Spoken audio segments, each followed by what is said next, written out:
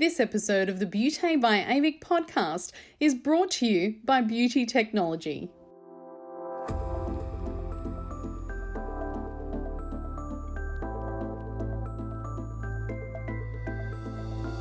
Hello and welcome to the Beauty by AVIC podcast, your online support community for the aesthetic and beauty industry. Here, we are strengthening and unifying the industry through representation, innovation, and education.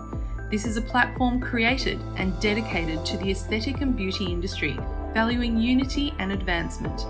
We serve to represent, support, and inspire you by connecting you with industry experts, expanding your knowledge through educational pieces, and bringing you the latest industry news. This is Beauty by AVIC.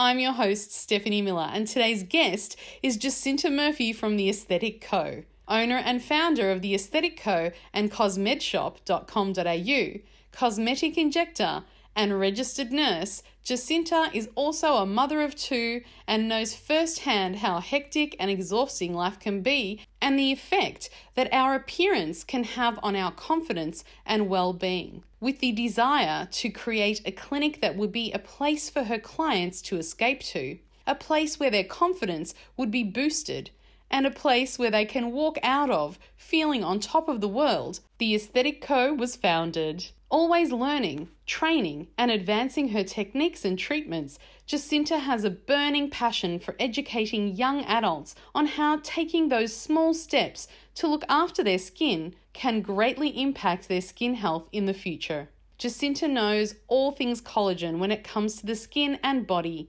With a Graduate Diploma in Cosmetic Nursing and an almost finished Masters of Nurse Practitioner in Cosmetic Dermatology, she is a trainer and a KOL for the newly launched in Australia Bioremodeling injection, Profhilo, here to share her thoughts on various treatment modalities, including collagen supplements. From the Aesthetic Co., we welcome Jacintha Murphy. Welcome to the podcast, Jacintha. Thank you so much for having me today. Oh, it's a super big pleasure having you because I know we're going to have a fantastic discussion today. I love everything that you're about. You know, soon the listeners listening are going to know all about you because my first question for you is tell us all about you and how you entered into the professional beauty and aesthetic industry. Oh my gosh. All right. From the very beginning, I was actually a young mum. I had my daughter at 17. I was still in high school. I don't recommend it.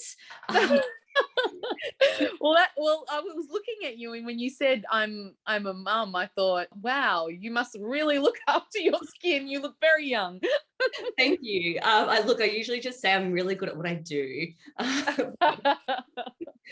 It's a great advertisement. No, I am young. So I have a 15-year-old daughter and a 10-year-old son. But having her young, it didn't define me. I still wanted to be somebody and make something of myself. So it didn't stop me from going to uni. Yes, it was a lot harder, but I still get there and you do it. So that's the foundation of me. I went into nursing. I went through my first year and then I sort of figured, I was like, I like the idea of nursing. I love the medical industry. However, getting out on the wards, I was like, oh, the reality of this is not really for me. Though I love the medical side of it and helping people, it wasn't conducive to being a single mum. The hours, the shifts, they didn't work. And I was coming home absolutely exhausted after each shift. So spending time with my family was getting quite hard. So I just reassessed and I'm like, I actually went to my dad. I was like, what should I do with my life? And we actually sat down and wrote down pros and cons. What do you love to do? And I said, wow, sounds like you've got a pretty cool dad. He's a pretty good guy. And, I love helping people. I love the medical. I always wanted to be in there. And I also love talking to people. So we kind of just married those two up and did a bit of a Google and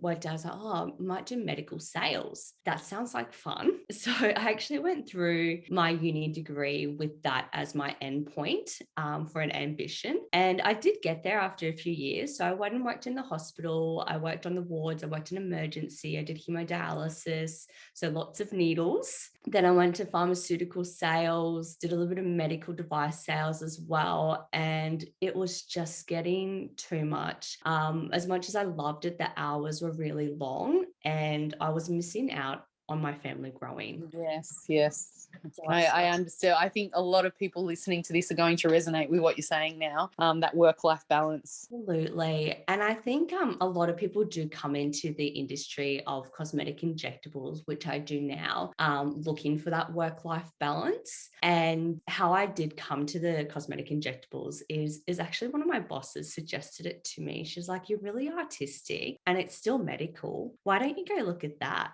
I was like, oh yeah, that's a good idea. I hadn't Wow. thought of it. So your So current bosses within devices or within the hospital system? just going to give you an absolute curveball right now. But while I was working in nursing to get into pharmaceutical sales, I went and did some real estate. You probably did the most brilliant thing for your career going into aesthetics, because into aesthetics, there's a whole different realm. It's not just healthcare. It's, the word of sales, but really it's more, persuasive communication and allowing people to come to a decision. Real estate will really help you with that. It really did, honestly. And that life experience, being out there in the world of talking to so many different types of people, just gave me the foundations to have that conversation with people in a consult now, to find out the needs and make sure that we're on the same page before we even start a treatment. So having that treatment outcome is my 100%.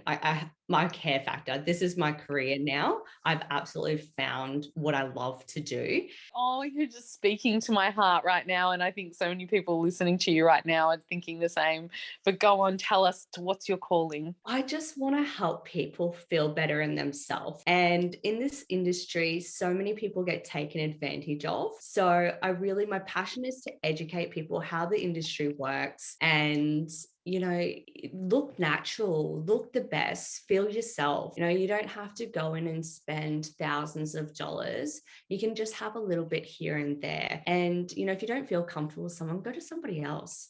Find somebody that you're comfortable with. Unfortunately, in this industry, it's a very commission-based industry. So there is a lot of pressure from business owners to put KPI sales onto nurses. And Yes. in the medical industry, money is a dirty word.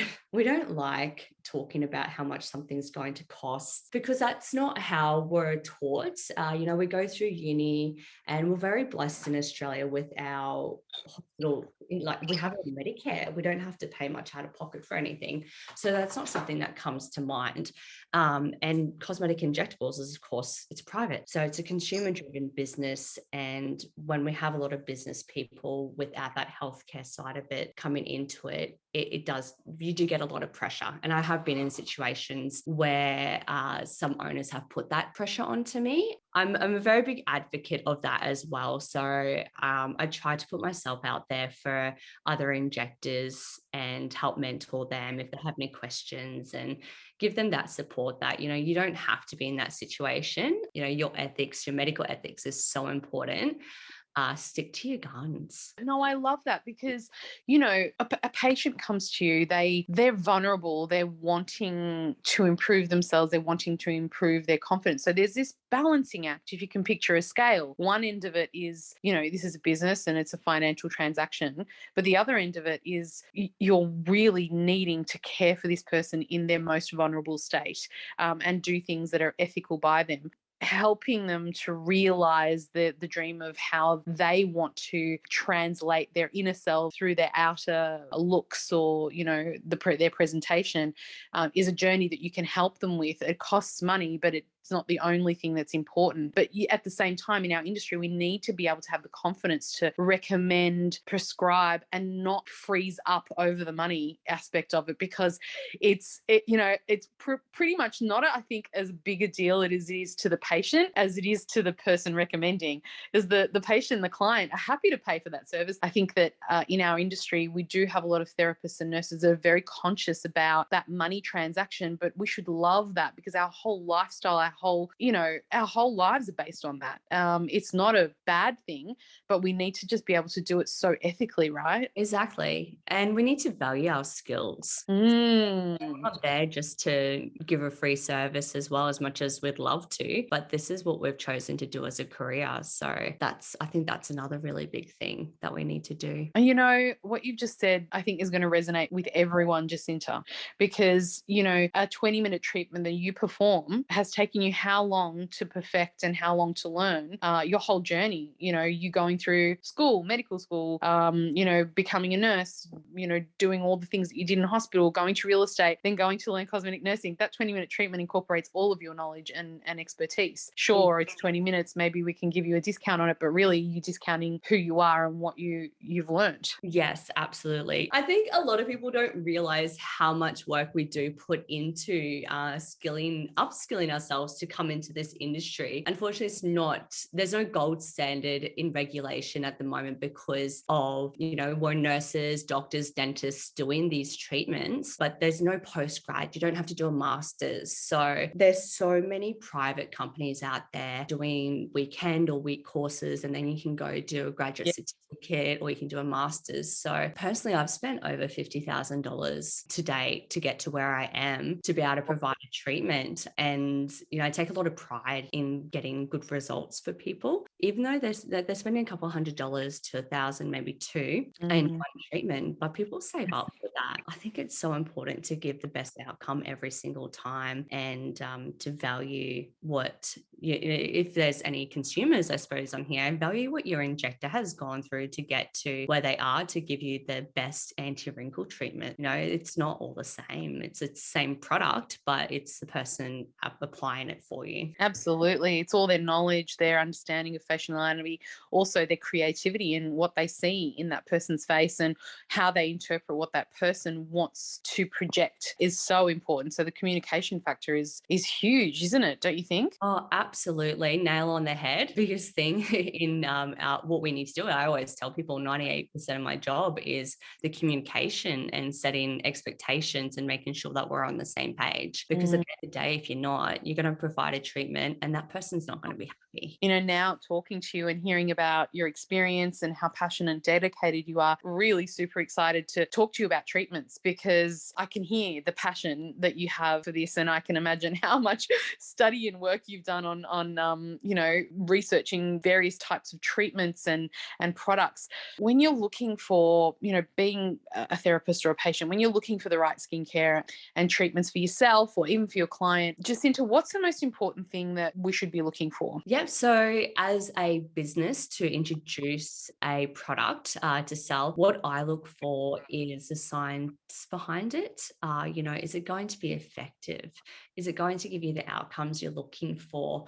And the second thing is the quality. And third, the cost to the consumer. So, it's all well and good to have these really fancy, elaborate creams and gels on your shelf that look beautiful. They cost $200, $300, $400 and they last a month, maybe two. But really, is that going to be as good as something else that, is a little bit cheaper or significantly cheaper? For myself, I try to keep everything under $200 and it needs to last. So, I'm talking about Tic Tac size use and that it has good spreadability. It feels nice, the texture, it smells good. But number one, it works. I don't want something on my shelf that's not going to work.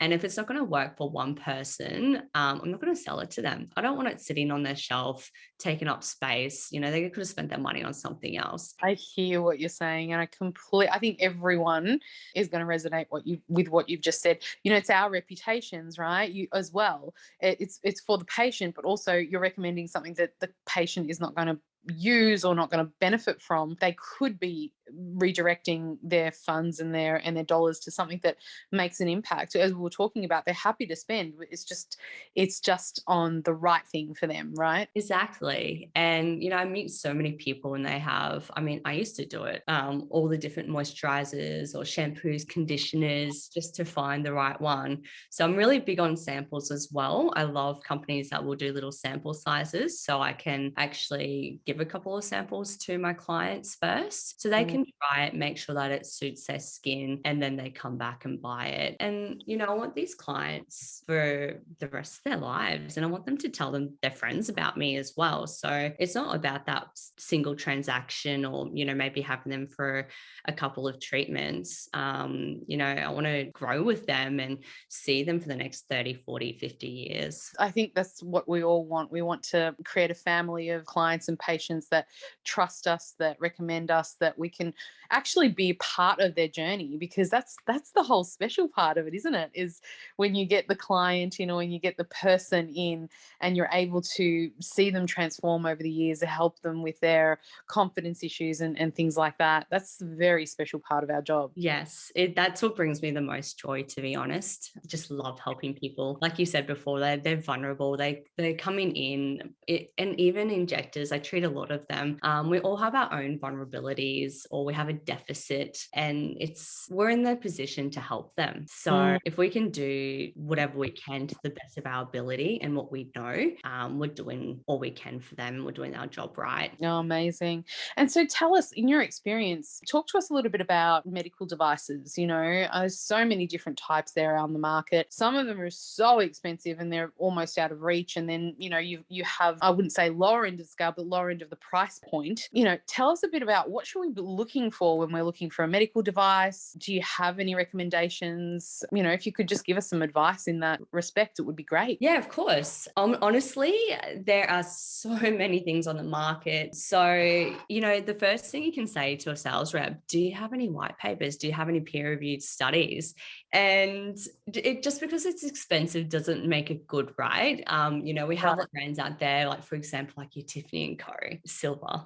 It's good branding. And we do have a lot of that in the industry as well, which I think reflects on skincare and devices. So just because it's expensive doesn't make it necessarily good.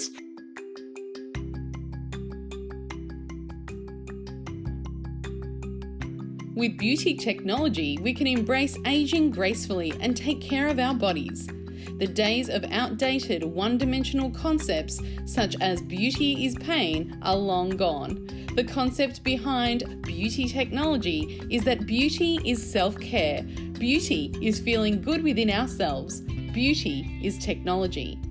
Beauty Technology chooses treatments with no downtime that fit into the busy and hardworking lifestyle of its clients.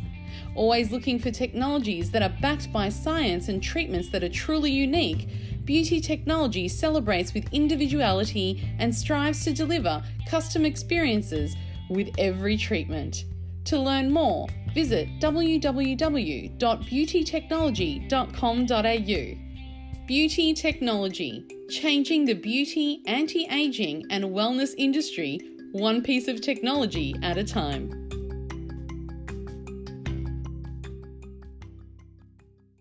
Have a look at those papers, the science behind it. I think the support that you receive after purchasing a device is paramount. If you don't have it, you can buy the cheaper versions or you can buy things off the internet. And if something goes wrong and you're trying to run a business, how much are you going to lose? You have bookings for the rest of the week and the device is damaged or it breaks. Can you get parts for it? How readily available is the customer service? Are they there? Those are all the things that I look for when purchasing. And I actually go around and I ask a lot of other business owners, like, what do they have? What are their experiences? And I do find it differs and I have to really separate it. Is it the rep that's given that service or is that a company ethics? Or I do try to delve a little bit deeper. I also do a little sneaky and I look up the businesses. I'm married to an accountant who he works as a commercial manager. And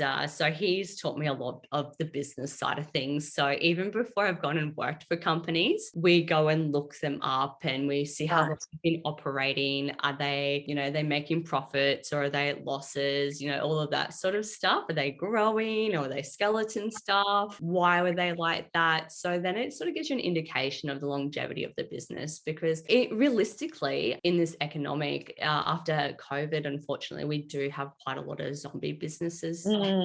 And, you don't want to put a deposit down, which is significant. Devices are expensive. They can be anywhere from $40,000 upwards to $400,000. So if you go and buy a product and then that business goes, down the drain, unfortunately, in the next year or two, where does it leave you with the maintenance of that expensive device? Well, that a scary thought, but you know what? I'm so glad that you brought that up, because I think people listening to this, it's a reality. We have to do our research, because we as business owners and also as clinicians, we're quite vulnerable to the companies that we work with. When we invest so heavily into a piece of equipment or so heavily into a brand, it can really impact our business if that doesn't eventuate the way that we need it to. It can impact our clients as well, because you're right. If that company's not there, who will then service the machine? How will you then keep providing those treatments to your patients that are even halfway through? Yeah, exactly. So that's a little bit of free advice that I'll give to some people there. So, understanding all of that, I'm sure you've got your favorites or at least some treatments that you use in clinic. Can you give us a hint on, behind the scenes, what does Jacintha use and what does she like? Yeah, absolutely. I'm just a small independent business. I've been operating for a couple of years under my own banner, but I opened up a real commercial space, super exciting, last year. And I purchased the Bionic laser, which is a near infrared laser. And I know, fancy. That sounds cool. The Bionic laser. Oh my goodness. Bionic is a little bit different because most lasers we relate to downtime and pain, whereas the bionic laser, it has no downtime. You could do it on your wedding day. That's how gentle it is. Yeah, this is how I explain it to people. So they call it the meeting between beauty and technology. Really, it is. So it's pretty impressive. Whoever worked it out, it uses your heartbeat, and they worked out that your cells actually uptake all the goodness every time your heart beats. So I have heard this. This is so exciting. Bionic has used this and made technology that you put a little oximeter on your finger and it records your heartbeat and it fires the near infrared laser every time your heart beats. So when you're using the hyaluronic acid gels with it, I use it a lot post injectables. I find that it actually clears away quite superficial bruises in front of my eyes. I really need to record it, so I'll send it to you. Incredible. Just after lip filler, if you get like a little bruise on the lip, I'll watch it disappear in front of my eyes. It's absolutely phenomenal. I'm coming up. I'm flying up to have a treatment. Is it a cold laser or is it heat generating laser? It's cold laser. It's cold, yeah. So, near infrared penetrates up to 8 centimeters. So it's used a lot medically by neurosurgeons and physiotherapists as well. And we'll over here using it for aesthetic purposes, which is pretty awesome. So it increases the microvascular circulation. In turn, that reduces inflammation and also stimulates the production of collagen as well. So it's a lilt. It's a low level laser. So it will help with reactive oxygen species, stimulating mitochondrial function, so many other things as well. The innovative part is then timing it with the heartbeat. I know a lot about low level lasers, but this is fascinating to me. Ooh, so you haven't heard of it before? I haven't heard of using low level laser pulsed with your heartbeat. What else have you got in your bag of tricks? I also have a Slim Yonic, which is, I call it a space suit. So you lay in it and it does this. So it's from the same company. Right. And it gives you this special massage, and it's essentially a lymphatic massage that increases your microcirculation. You can use it on your legs or your upper body, and it actually burns 400 calories while you lay there. So it's about a 34-minute treatment, burns calories, tightens skin while you're losing weight as well. And yeah, I think we need to end this podcast right now because I'm jumping on a plane. I'm not all about just injectables. I'm about skin and general health, so functional health, and I look at the whole holistic part of the body. So those are my two favorite devices, and they do really well in the clinic. I've got a lot of long-term clients. I use Bionic every single day. I've got clients and myself in the Slim Yonic all the time. And then I also have some other products that help internally as well. I'll let you guess. What do you think it might be? Internal health. I don't know. You were talking about, before we got on this podcast, you were talking about antioxidants. So could it have something to do with that? Absolutely. It's my collagen lift. Yes, it's a My collagen. collagen lift, is it? Yes, I've always been very anti-collagen drinks. I might lose some friends over this comment. It's okay. You'll make a whole lot of new ones with all your other incredible comments. Oh, yeah, good, good.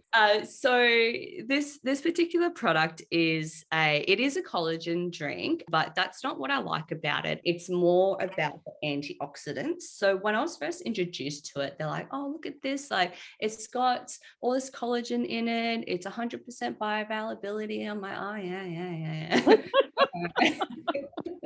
Along with the other collagen drink that you can buy at the supermarket. And then one of the other girls, she's like, "Oh, it's got sod in it." I'm like, "Sorry?" And she's like, "It's got sod in it. It's got a really high dose. It's a really high, like sod's an antioxidant Yeah. from and it actually facilitates your digestion and it increases the antioxidant effect in your cells by 10,000 fold. So that's where it piqued my interest. Does it have collagen, or does it have amino acids and building blocks to? No, it does. It does have collagen. So it actually has one of the highest amounts of collagen compared to any other drink. So if you were to have, like, compare it to other brands, you'd have to have 6 or 7 sachets versus 1 sachet of this one. So it has all of it's marine collagen, has peptides, and that's all about maximizing the bioavailability of the amino acids to you. So it's, I think, because it's got the amino acids, it's got antioxidants, it's got vitamins, it's got zinc in it. You really need to look at what you're taking as well,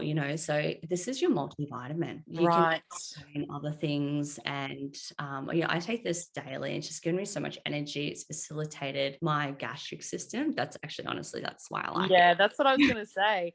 Take away the controversy of collagen, whether or not, ingestible collagen is going to improve your skin or not, but your digestive system benefit from the collagen itself. You hear so much about what it can or can't do externally, but definitely I think it could have some internal benefit in there. Absolutely. I swear I have the most beautiful digestive tract now. No. Perfect. Nice and pretty. My gastroenterologist will be very happy with me. I've actually got a collagen disorder called Ehlers-Danlos syndrome. And really? That's fascinating. Yeah, it has some perks that, get the smooth skin, you're flexible, that sort of thing, but it has a lot of crappy things with it too. So I have really slow digestion and, a lot of issues with that. So normally I actually rely a lot on medications to help me even go to the toilet. And I started this, and this is where it got me, the SOD, facilitating the digestive tract. I don't take medications anymore. I just have my MCL is what I call it, my collagen lift, which is much healthier for the system than, taking pharmaceuticals. I have therapists. I train therapists. I have clinics. You've just taught me a whole bunch of stuff today. I'm a trainer myself. Jacintha, thank you so much for giving us all of this information. I love the way you talked about, treating externally and then treating internally as well. It's such a holistic approach. Is that something that is meaningful to you? Is that a philosophy of yours? It really is. And I think it's the way of the future, to be honest, especially in our industry. We've always been about using injectables, which is quite inert and making things look pretty. But people all are about internal health and skin health now. So, and that's what it should be. So let's, everyone stick together and move forward and be healthier you. You'll be happier for it. Absolutely. And I love how you said, let's stick together. Something about ABIC and everybody that's associated with it. There's a really strong theme of unity and raising standards, but also putting the patient first and putting the client first. And that's a massive theme about what we do. Raising respect for our industry so that our patients and clients know where to go to get the best advice, the most ethical advice, and the most tailored advice to them. So everything that you've said today really strikes a chord with, I believe, the philosophy of ABIC, but everybody listening to this as well. I think we've got many more conversations to happen, Jacintha. I think we can learn a lot from each other and help the industry as well to have different points of view. So I just want to say thank you so much for coming on this podcast today. It's been a real pleasure having you. Oh my gosh, it's been beautiful. I've had fun talking to you, and I hope anybody's taken even just one thing away from today. Is awesome. I'm sure they've taken much more than one thing. Thank you so much for supporting ABIC as well. Anytime, always there. Thank you. You've reached the end of another episode of the Beauty by ABIC podcast, your online support community for the aesthetic and beauty industry. Thank you for listening, and until next time, stay connected.